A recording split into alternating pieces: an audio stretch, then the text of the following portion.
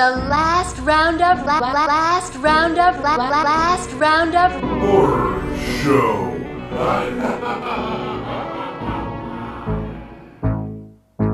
Lore of the campfire, telling of his horror, lost in the woods with the madman and the stars. Don't laugh at the tales, heed if you call him the legend lives. Beware the madman Mars, the legend lives. Welcome to the Last Roundup Horror Show. I'm Frank, this is Jason, and that is Jared. I miss saying my name. I kind of think you guys should say your name so that people will know that that's your voice. Right? Yeah. And for all the new listeners that we're getting that don't know. France recently listened to our best of somebody from France. All of it. Yeah, the whole All of episode. France. The fucking country. I said France, the country, in quotation. France just listened. They fucking put a dish on top of the Eiffel Tower and pumped that shit out. It just tells me, like, the location and what they listen to it on. I thought you meant Daniel. It was Daniel France and Ashley France together. They got Both together. of them. They make up the country. That's a real deep inside joke for no one. Anyways, up first, we were we did a review not too long ago. What was the movie? Was it 1031? Yep. And there's a horror host in that, in between the segments or whatever, and her name is Malvolia, and she contacted us because she unfortunately saw our review where I believe we sexually harassed her. You sexually. Well, I mean, I think everybody was kind of on board with it. I think it was just you. Okay, that's probably true. But she asked us if we would be interested in checking out her Halloween episode, but we missed that deadline. So since we missed that, we're just gonna There was some confusion. Yeah, we just decided to browse her channel and kind of give an overall our feelings on it. Now, I don't believe you cared as much as I did for it, did Well, all I watched was the Halloween special. you? Right. I mean, It's just not your style. no, there was a couple laughs in it. It was funny. The way they were building her up, like when they were talking about her, how she was this fucking god. Well, she does have powers. And then when the guy mispronounces her name, and that was funny.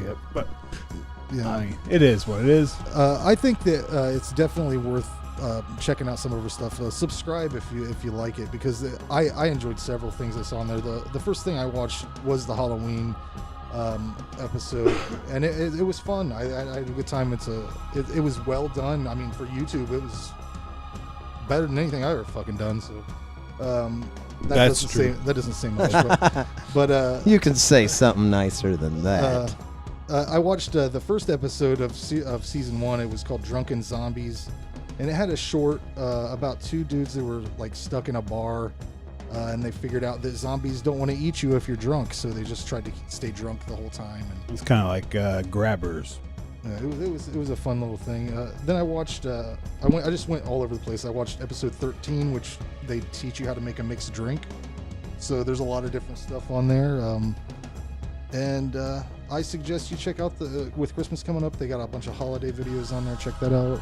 Jared, what's your opinion on? Yeah, I from 1031, I wasn't aware of what I was. I thought she did like horror host. Yeah, Joe Bob. That's what the first episode is. It's her hosting like a short. Yeah, and so I was expecting, like all the ones I seen, she'd be.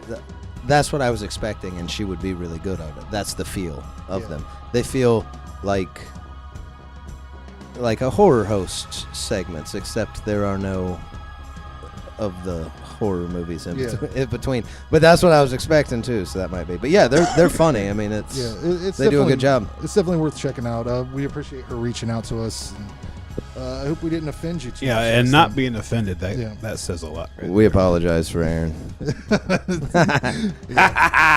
But anyways, let's get into our first movie here, Madman from 1982. Summary for this film. At a youth summer camp, a kid calls out the name of killer Madman Mars. Suddenly, counselors are being murdered. Another reason summer camp sucks. directed by Joe Giannone. I don't know these names. Written by Joe Giannone and Gary Sales. Gary Sinise? Gary Sales. Oh. Did you have any additional information? I couldn't find a tagline, and I also saw 1981, 1982, and 1983. Really? So I went with 1981. That was what was on IMDb. Distributed by Jensen Farley Pictures, and it was out on Blu-ray through Vinegar Syndrome in 2015. That's the copy I have. That's what I watched for this review. This original story was it was supposed to be based on Cropsey, but evidently the news of the burning being produced. Turn your phones off. News of the burning being produced resulted in them changing the whole storyline. So I thought there was some weird shit that happened in this. I enjoyed it overall. But the really weird hot tub lovemaking. The most awkward hot tub scene ever. Well, they're like, they're just spinning around in circles. There's this song. The song that's playing is by that Gary Sales. The song's great. It's this Gary Sales guy, and the guy that plays. Was it the theme song playing at the end too? They sing something about Madman. There was a couple Mars. songs. Yeah. The theme song that plays at the end. I can't remember if that's with the hot tub. That's fantastic. Beginning too. I thought he was when he's singing around the campfire. I thought. I thought it was great. The guy that plays TP and the producer Gary Sales wrote all these songs. But there's a lot of really close-up shots during this whatever the fuck this thing is, of this dude's outie belly button. It was really. I didn't even notice that. It was bizarre to me. It was a fucking digital bear if I ever seen one. The woman who plays Betsy has only acted in 3 movies. Did you recognize her? The blonde? I don't remember at this point. Dawn of the Dead. Oh, yeah. She was in Madman, Dawn of the Dead, and Creepshow, but I don't remember her from Creepshow. She evidently is a writer, director of documentaries now. But that's 3 good fucking movies to pick, you know. And maybe even some documentaries. Yeah, she probably has some good ones. I don't know. They look like a bunch of basketball nonsense to me. If you're into basketball. There you go. I thought that the Madman's feet and hands were unnecessarily enhanced for some reason. And I didn't think that they took the time to do enough close-ups, because that makeup does look good up close, I thought. But from far away, it looks kind of fucked up. He looks like a weird Yeti or something. But I love it when they go to start the truck and they can't, because there's a darned old head in the engine, Jared. There's a head. They get you every time. And then he takes his girlfriend and he ushers her back to the get in, baby. And he throws their friend's head in the bushes like it's a fucking piece of trash. All the people that die in this movie die because they make terrible mistakes. We didn't really do a synopsis, did we? A youth summer camp, a kid calls out Madman Mars. Oh, we just did that. Counselors. Yeah, I guess that is pretty much all it is. Yeah, and then a lot of it's just these dudes walking around like the idiots in Chernobyl Diaries, like yelling, "TP, Richie, TP, Rich." Have you seen Richie? You hurt, Richie? I had a lot of fun listening to the guy tell the story at the beginning, because every line he delivered feels like that end line that you end on, and then he says another one, and then he says another one, and then he says another one. The way he talks about the whole movie is he's just weird. He's just a weird guy. He's weird. Yeah. This movie is definitely worth a watch. The song at the end of the movie is a perfect cherry on top. Great. I'm glad that this didn't get lost in like the VHS graveyard of the 80s, because it totally could have. There's a lot of movies that... You guys ever seen this before? Nope, I never did. You had saw it? Yeah, I've had this one for a while. I've never even heard of it. Yeah, I gave it a 6 out of 10. It's not Friday the 13th or The Burning, but it's a fun slasher movie in the woods. And they really messed up by not showing that makeup, because at the end they showed it up close. I'm like, oh, he does look fucking badass. They should have showed that more. I would have liked that. Jason? I think this was extremely underrated or overlooked slasher. Good theme music, good songs in the movie.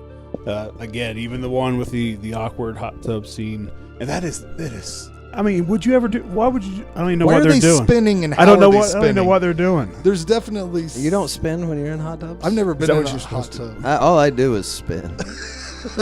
I just get in and I fucking spin. I just love that move before you make love. You spin in a hot tub. No, it's a slasher, but it almost feels creature feature like because the way he's almost almost Yeti-ish. Yeah. I believe at one point I was like, evidently he's a fucking monster. But it's got the camping, it's got campfire cabins, the woods. Those are my favorite kind of movies. The favorite settings. Love slashers as well. And what I'm pretty sure this said it was a camp for gifted children. Is that right? But I have no idea what the gifts were. Like they didn't do anything. They were just in the cabin until they were told to run. There was only like 5 of them there. The right? kids were the gifts. They were given to them. Jared. They were gifted to them. And this was all shot at night. These are all night scenes. I thought that was hard to do. Yeah, it's a good story. It's good lore with Madman Mars. The acting was okay. They're just there to be killed. There's good and good and bad practical effects, like the clean cut severed head would slam into. Yeah. I mean, it was just a precision cut. But no, it's camp slasher. Those are my favorites. I gave it a 7. I gave this one a 5. Jesus, Jared, What? a 5? Yeah. Holy smokes! I had a lot of fun watching it. Oh well, that's good. I'm glad you had fun. I did. I had a lot of fun, but and I am like you guys were saying. I'm glad I got to see this one. It didn't just get lost in the graveyard, and I'm glad it popped up. But there really isn't anything. You're welcome. You're welcome. Thank you. I was thanking you. It's all tropes pretty much. I mean, it's a campground slasher story. It's got all the tropes of a campground slasher story. It doesn't do anything particularly better than any movie. There's nothing that makes it stand out. If you are not big, hence the 7 that I gave it. If you are not big into 80s campground slashers, you're an idiot. This really isn't a good. This really isn't a good movie. I mean, the acting in it is bad. It's cheesy. It's just good enough. It's appropriate, I believe. It hits on all the right tropes. Which is why I gave it a 5. I had a lot of fun. Acting's bad in all slashers. Yeah, and this one's you can't fault it for that. This one's a little worse. I mean, it's not. Can you imagine trying to sing that song while dancing around a campfire? Or see how well you can do that. Or spinning in a hot tub. Yeah, that was really. They pulled off some. That was choreography. But I mean, I'm not being mean giving it a 5. I had a lot of fun. I don't care what you say. If you do like cheesy 80s campground slashers and you haven't seen this one, you won't be wasting your time. I'm pretty sure you'll have fun, but you're not going to walk away from it being like, oh shit, that was a hidden gem. Unless you've I'd say it's a hidden gem, Jared. Unless you've seen them all so many times that it's just nice having one you haven't seen. It's fresh. Yes, and I think that's part of why I had a lot of fun. Sounds like a 7 to me, Jared. If I had watched this one, or at least a 6. If I had watched this one as many times as I've watched Friday the 13th or Halloween or whatever, and then was comparing it to all the other ones, it would be like, well, no, this one isn't really that good compared to the good ones. So I gave it a 5. Okay. It's fair. Let's move into some treacherous territory. Who knows how this will go? Mandy from 2018. Summary for this film. The enchanted lives of a couple in a secluded forest are brutally shattered by a nightmarish hippie cult and their demon biker henchmen. Where'd you guys get the water? I brought a water. I brought a water. Damn it. I had someone send it to me in the mail. Did we ever get the clues on that what was it? Skittles? The lime Skittles? Yeah. Anyways. Fuck. Propelling a man into a spiraling, surreal rampage of vengeance. This is directed. Is it written by Panos Cosmatos? I know there's at least another writer. Aaron Stewart and Chris Kelly did the Cheddar Goblin ad. Nice. Do you have any other details about I this? do. Distributed by RLJE Films and on Blu-ray just this year, 2018, Image Entertainment. This one actually got enough buzz about This is 2 hours and 1 minute. I think it was supposed to go straight to Blu-ray and DVD release, but it ended up getting a theater release because enough people wanted to watch it, so it went into the theater for a really short time too. Yeah, it probably deserved that. There's a lot of work here. I really liked how they started the movie off with the King Crimson song. I thought that was a good choice. I was expecting some ambient noise to greet me with this film, but no, there's substance here. There's a little bit of substance here. A lot of style, a little bit of substance.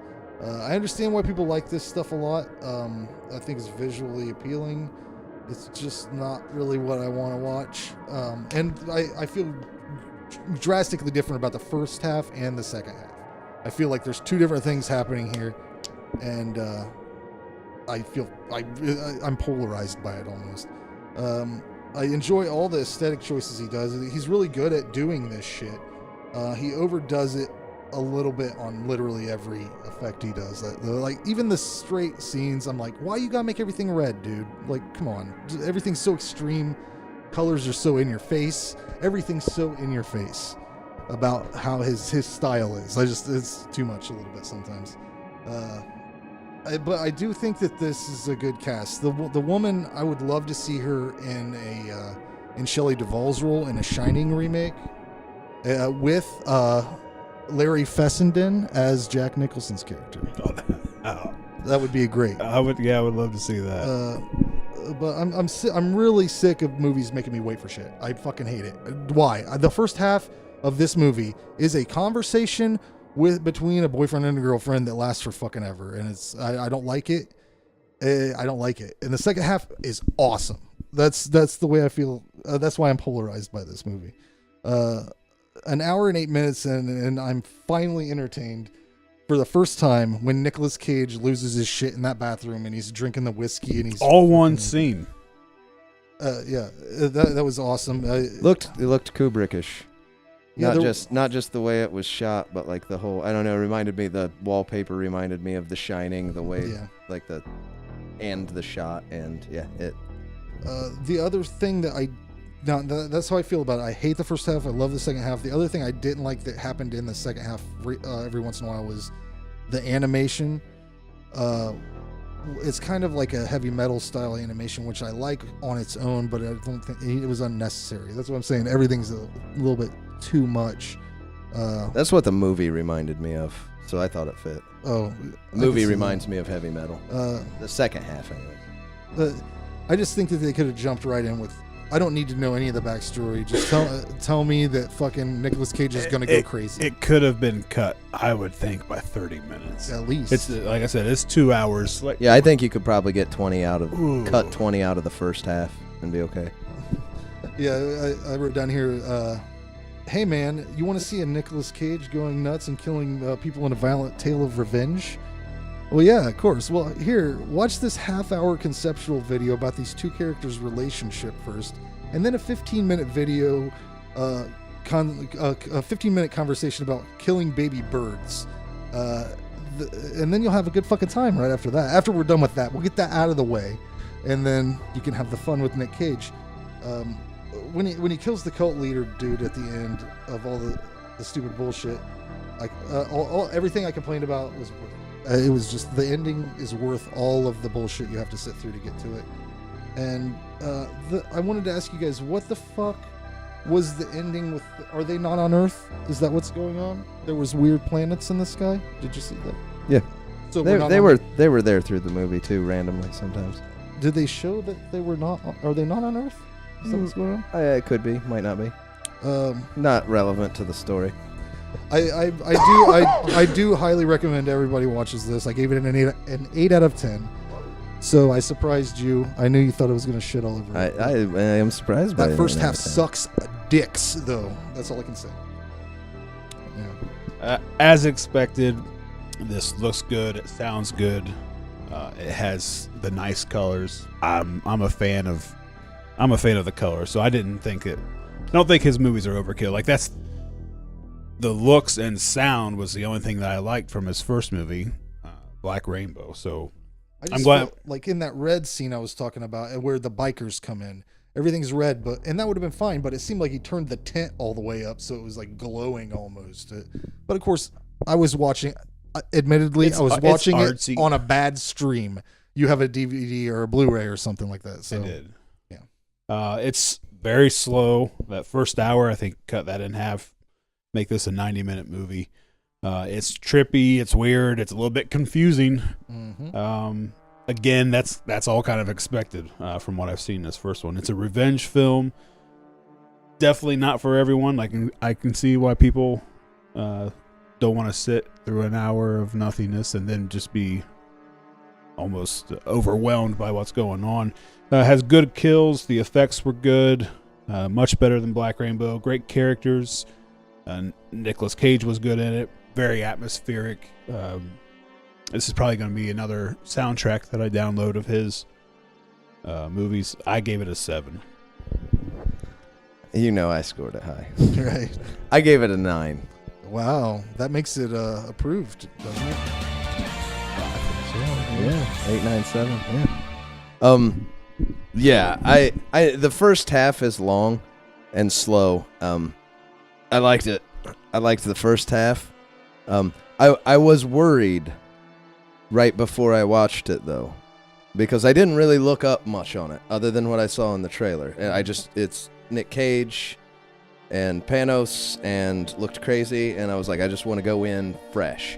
And then someone was writing that it's shot from like an acid trip view, and that I was kind of because sometimes drug trip movies they can be cool, but it can be overdone, and it being a Panos movie, yeah. I was like, man, a drug trip thing could be overdone. And it's there through the first half. I think the slow in the first half, I know you had said something about his dialogue and stuff like that. I like how the two movies I've noticed, all the story almost completely is visually driven. He doesn't use dialogue to tell much story ever. Just there might be an exposition here of a speech or a speech here that is exposition, but then all the rest of the dialogue, it doesn't matter what they say because it doesn't affect the story. And I like it. It's all off-kilter stuff. It makes it feel off-kilter, and I think it adds to the mood. The whole first half being that slow, I think really adds... It really helps build up to Nick Cage's breakdown scene in the bathroom. You could cut 20 minutes off of it and still have a fully functional movie. I think I enjoyed the slow 20 minutes being there. The conversation about the dead birds, like that added to the feeling. To me, that was like someone reading a fucked up story to me that was making me fall asleep. By the time I was like, oh, I'm going to sleep. By the time you get, he's just showing and allowing you to interpret how in love this couple is, and that makes it more dramatic. Yeah. What goes on. And by the time you get to the scene where she's tripping and the cult leader is kind of like in front of her talking to her, like all of that slow build up really makes that scene. And watching that scene, the drug trip camera work, like where their faces come in and out. Yeah, like her face was superimposed over his face. But it would do it to where you almost didn't notice it was coming in and out. Like all of that worked well. After that, as that scene's ending, I'm like, man, this is going to get old though. And this is what I love about the movie. The rest of the kind of drug-induced stuff that happens throughout of it, it's more fantasy than drug trip. Like the last hour of this movie felt like he went for like a heavy metal sci-fi fantasy otherworldly. I mean, but he makes his own weapon. Yeah, like he fucking. You didn't like that? I did like that, but that's how it's like a heavy metal. It was great, and it should have been used. Like he's standing there in an '80s baseball fucking T-shirt with 44 on it, smelting down fucking ore, and builds this fucking giant, curved, nasty ass, nice and polished, like up. fucking like. Took the time to polish like it up. futuristic Martian axe that he carries around, and like I was not expecting that because he had went and got the crossbow first, right? And then the guy's like, I think that showed it in the trailer, so I knew. I thought it was just a regular. I didn't know he made the guy's like, check up in that cabinet. I got something else for you, and it's like, oh, here's gonna come some cool weapons, and he pulls out like 2 arrows, and it's like, okay, they're just gonna roll with this, which is like normal style, and then he goes smelts an axe. And then the rest, everywhere he's traveling, it all feels like alien worlds. Yeah. And like the one thing I noticed about this, it didn't hurt it at all for me, and I look forward to his next movie, but I hope you see a shift kind of like Mandy to this. Mandy and Beyond the Black Rainbow both dealt heavily with kind of new age cult religion and drugs and that kind of aspect. And then this one had like a real fantasy, dark sci-fi fantasy injected into it. I hope what I want to see him do is his next movie, I want to see him go in more the fantasy direction. But yeah, the whole last hour of this movie is just it's amazing. I like the first half. It is really slow if you don't like slow stuff. The thing to remember when watching his movies, though, like Frank was bringing up, are they on Earth because you got the planets and just kind of floating in the sky and all the weird colors, and there's lots of times shit pops up. Your own interpretation. When you watch his movies, he's telling you a story, and he just throws a bunch of stuff in. I imagine he probably has his own idea of what it is. But if you don't need it to know the story, it's not worth worrying about.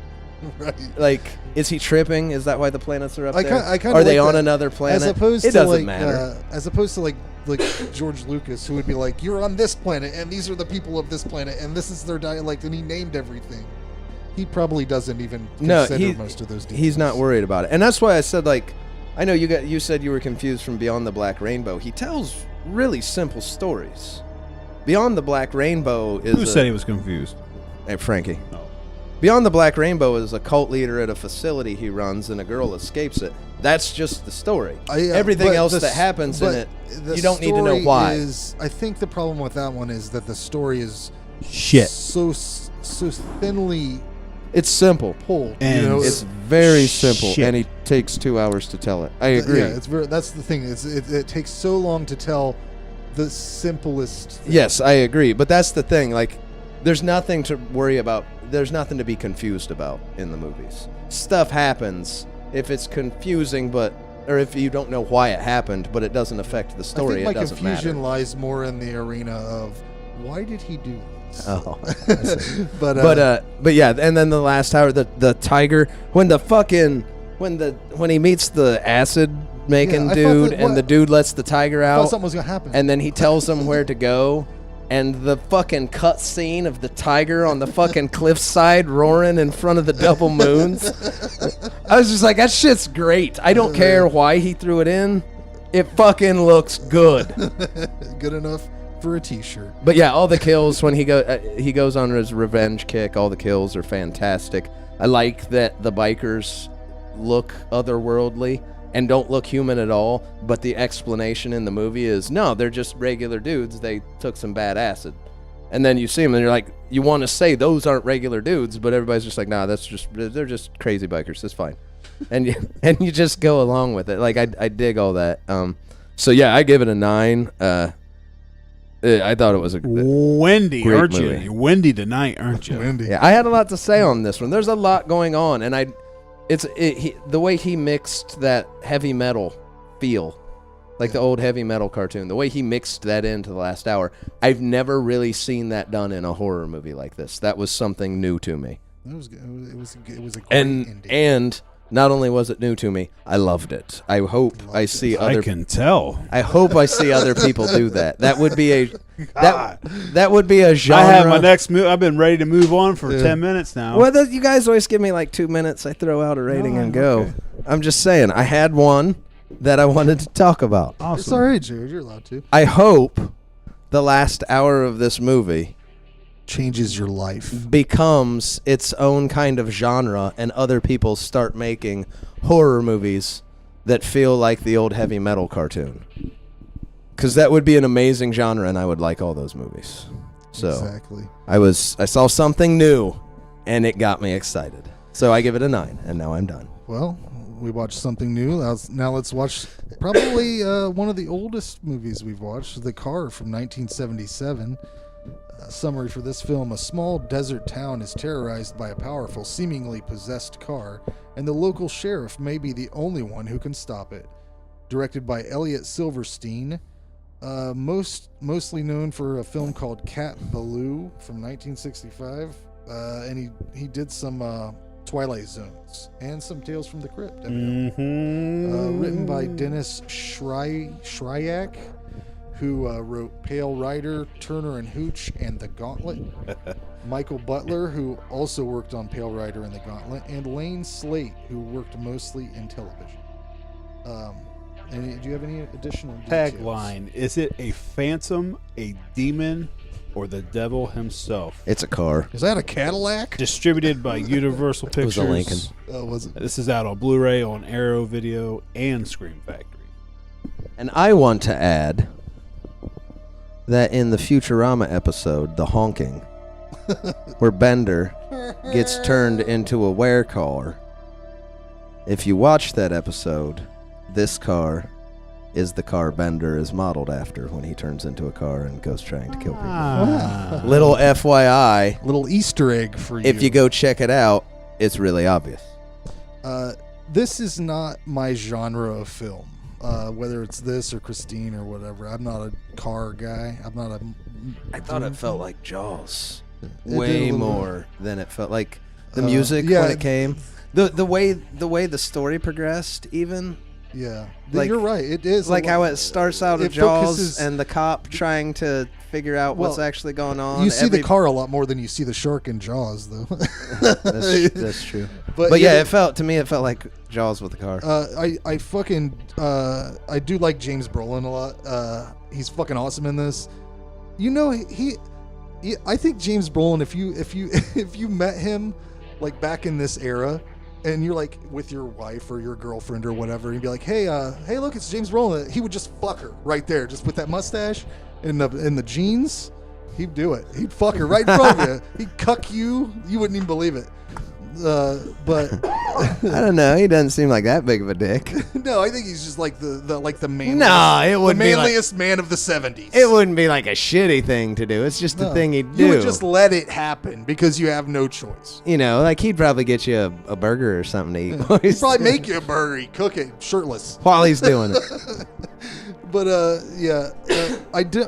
The one thing I didn't like about this movie was the score. I don't like that violin-y shit. And the sound of the car made me fuck them violins. The sound that the car makes all the time is not for me. Get out of here. That's the best part. That's that's the only thing I remember from watching this when I was younger. Oh, this is that horn. Pick. That horn just stuck with me. I would totally fucking be like all of these witnesses that see this thing kill people. They would say, what kind of car was it? And I'd be like, I don't know, a black one. It was black. Well, what model was it? A big motherfucker. Big enough to kill fucking people. Big and black. The one thing I do... Big black. The one thing I do give this movie... There's one choice they made in it that I get, because like I said, it reminded me of Jaws. If I don't know how well we did the synopsis, it's Jaws. I've heard that from you're right. 20 different people. So yeah, it's Jaws with the car. But the one thing that they did that I give them credit over Jaws never tried, like to this extent. Like in Jaws, when the shark's coming, you just run out of the water. Get out of the water. Yeah. You're fine. If you're on a boat. But like if you just run up on land, you're good. What's the equivalent in a car? A hill. You run into really big hill. No, you run into your house. Cars are on the road. No. You run into Not the in house. this movie. And in this one, right through they it. were like, "Fuck that! We're running this son of a bitch." It kind of it's like stalking it. Like it's creeping up. You see it. The coming. one thing that I wish they would have did, and I never thought about it when I seen it before, but this time for some reason it popped in my head. Like you can see it, this headlight's getting bigger in the window in the background, but before you see those, she's talking on the phone. It would have been way better if they went with like a slasher trope, and they had like the headlight like 6 inches away from the window, just kind of like Like- just lean over and peek in, and then when she turns around, it pulls back. Well, that would be like that Kids in the Hall sketch where the guy tries to break into the car and the car follows him home. Yes, exactly like that. Like she's on the phone, and all you see is the window, and then like the headlight pops down, like. I don't know why. I thought of that while watching it and laughed. But yeah, they fucking run the car through the side of the house. It's an awesome shot, and I love that part. And that didn't happen until like later in the movie. Because the whole time I'm like, just go inside. Motherfuckers, go inside. This thing, I'm like, that. Finally listened. And then that thing ran right through a house. I swear. And you couldn't shoot the windows or the tires. Even the deputy was surprised. Jump 4 feet off the curb. Oh God, I laughed quite a few times. Whenever that one was he the one of the cops, he's like, fuck it, let's go get a drink, and that part made me laugh. And then when the car's just in James Brolin's garage, I laughed so much because he keeps backing up. Let it go. When they kill it at the end, the explosion too is massive. Oh yeah. Like they went. There's the budget. Oh, yeah. They hit the budget on that one explosion, and it's a great way to end. Yeah, I think I might have to give this one another shot. That fucking soundtrack really turns me off, though, man. But now that you say that it's like Jaws, I can. It makes me rethink the whole fucking thing. But because I said it was like basically like watching a stunt show for the last quarter of the movie. Or so, and then the rest of it seemed like like an episode of In the Heat of the Night. It's like a made-for-TV movie. I mean, it's rated PG, so yeah. I mean, there's not a whole lot that goes on as far as. I gave it a 3 out of 10. That's just I would give Christine a 3 out of 10, and car movies are not. I think that's a bad comparison, Christine. Why? It's a car. But that's it. Like it doesn't feel like. Okay, what's another car movie? Well, any other car movie? You just don't like cars, Jared. I don't like cars, man. Any movie with a car in it. What is that? I give a fucking 3. Hold on. Is that a Hemi? You got a Hemi in there? It was a Lincoln. Well, what did you say, Jason? Well, it's a badass looking car. It's very cool. It's menacing. Like I said earlier, the horn is what I remember the most from seeing it when I was younger. The car was designed by George Barris, who's done a bunch of other cars. Batmobile, the Munster Coach, Kit from Knight Rider, and the Wagon Queen family truckster. Oh, the Wagon Queen. Which is still to this day the best looking station wagon. I would love to be driving around in Metallic P. Could have used more kills, on-screen kills even. But again, it was rated PG, so that's... The logistics of making a person die by way of a car is very difficult. I mean, they actually had a guy jump off of that bridge because that was not a dummy. Whenever that guy fucking jumps off his bike or whatever, he's flailing as he goes down. They must have done some fucking crazy stunt there. I don't know what they did, but they should have killed some people through on-screen kills. I don't know what they did. Should have made him die. He died. Like the desert setting, it was a very isolated feeling. There was no other law enforcement around besides those few cops they had. The acting was okay. It's cheesy. It's a goofy story. But sorry to cut you off. Was anyone puzzled by the scene? That was one of the P's. Was anyone puzzled by the scene where the dude runs out of his house beating his wife with the guy with the French horn, and the dude with the French horn's like, "Dude, I don't think you should do that." And the old man's like, "Get the fuck off my property." And then the guy's like, "See this? This is a mouthpiece. it goes in this little hole right here. And then this fits. See how comfy it fits in there? And then like... Yeah. He goes, what are you talking about? It was waiting for a ride or something. I get that. Sorry, that just popped in my head. It was a weird scene. I was almost finished. But you fucked it up. And again. I like the car. I love the way it looks. I gave it a 7. I gave this one a 6. Maybe a 5. I teetered back and forth, but I had fun with it. I don't know. The car does look really good. If you would make the car look like that, this would be a movie itching for a remake that I think you could do nowadays and make a really cool movie. With the original not being so great that I'd be offended by a remake of it. But it's fun. Like I said, it's PG, light on kills. The drama isn't badly done, but it's like a TV movie, and it gets a little boring in places just because I really don't care about too many people. I just want to see a car kill people. But it's done well enough that, you keep going. The car jumps through a window. A car jumps through a window. It jumps through the fucking window. Nobody's driving 4 feet off the curb. Going back to the Jaws comparison, they compare the scene of the group of people, the public that's in the water, to the parade they're practicing for. Everybody get to the hills, everybody out of the water. Yeah, structurally it's very similar. I like it. But would like to say I have this on Arrow video. The Blu-ray looks amazing. Thought you had a new format going. I don't on Arrow. You ain't got that yet? Fuck. If you haven't seen it and aren't planning on watching it, I don't think you're missing out. If you put it in one day, I don't think you're going to be like, oh, son of a bitch. Can't believe I watched that. I give it a 5 or a 6. I don't know. We'll go with 6. There you go. If I got to settle on one. I think the car jumped through the window. I'll bump it up a star for that. As a remake goes, we could not just remake it, but join forces with Fast and the Furious, another car franchise I don't like. And then maybe I would watch that, because that would be interesting. The car versus... No. I'd go mad scientist route. I'd rip off Futurama and have the car like built out of evil cars from the past. That is what brings it to life. Like in Futurama, the original Ware car. That sounds familiar. I may have seen that episode, not realized. Yeah, the original Ware car, it's like the back seat that Kennedy got shot in and Hitler's car's motor I'll put in. Like, I'd do a remake and have some kind of mad scientist mechanic getting parts from evil cars of history and putting it all together and it becoming sentient and a thirst to kill. And it could be Tony Todd, and he could have dreadlocks. Tony Danza with dreadlocks. Anyways, let's get into our last film for this episode. I thought we were done. No, we got Machete.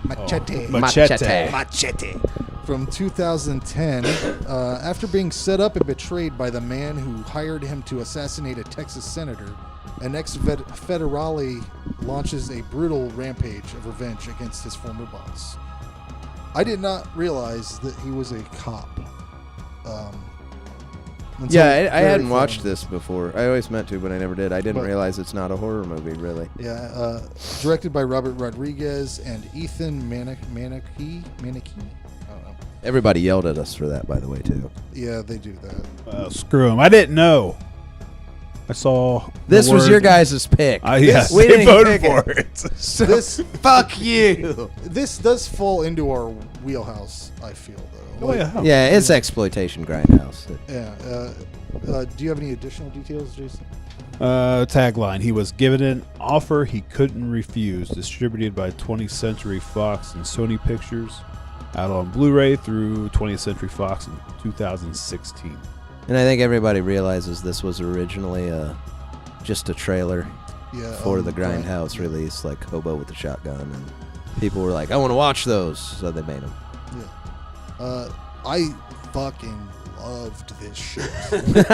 Oh my god. I can't believe I never watched this. I was 4 minutes in and the movie was already a hard R. And Steven Seagal comes in as the bad guy with a fucking terribly racist accent. It was amazing.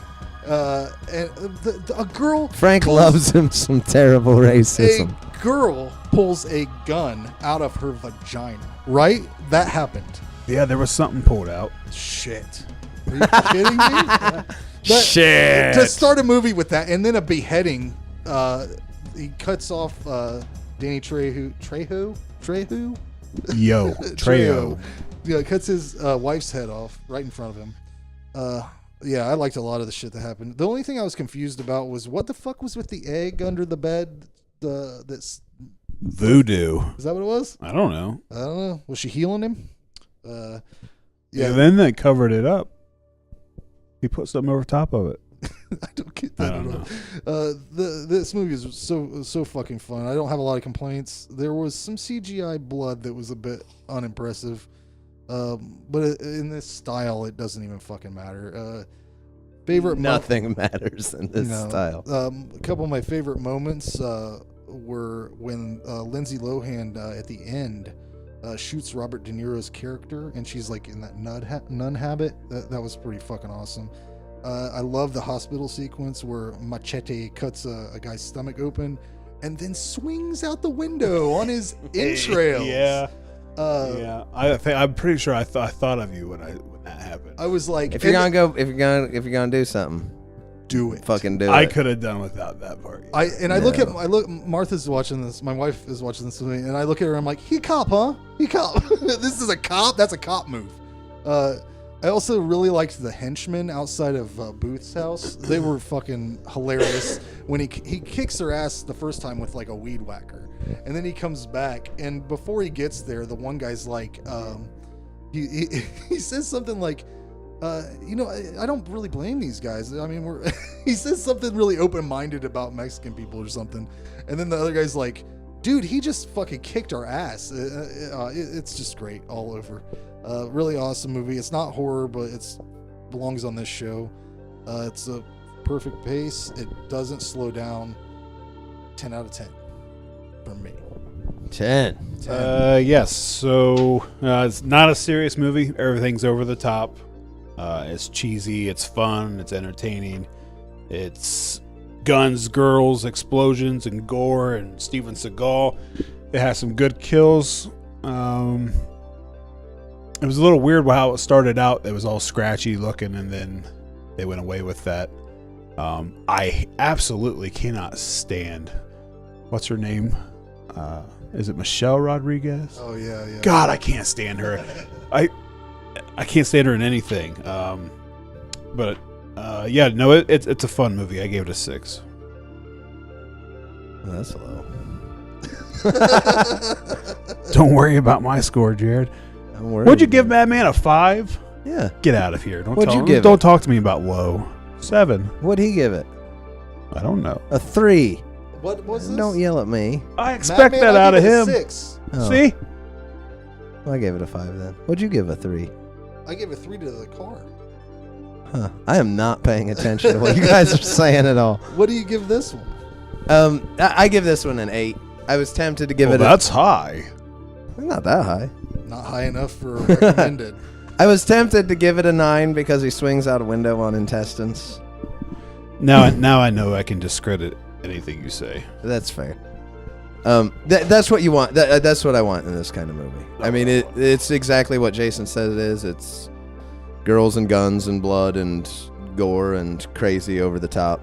It's a fun time. If you've seen the trailer for it and you say that looks good, you're gonna like it. If you say that looks terrible, you won't.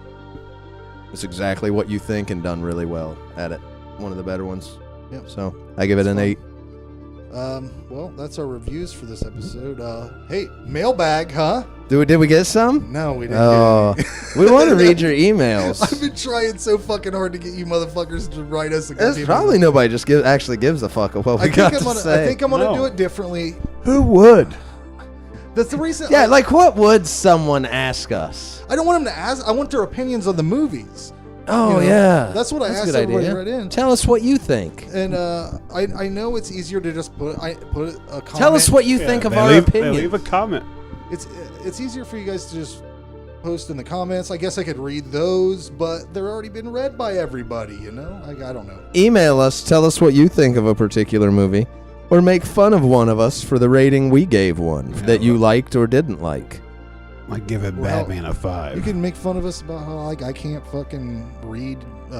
You can make fun of him because he can't read. I can't say names. When something's foreign, fuck me. LRHSpod@gmail.com. Yeah, email us. Make fun of us. Yeah. But we'll see you next time, guys. So long for now.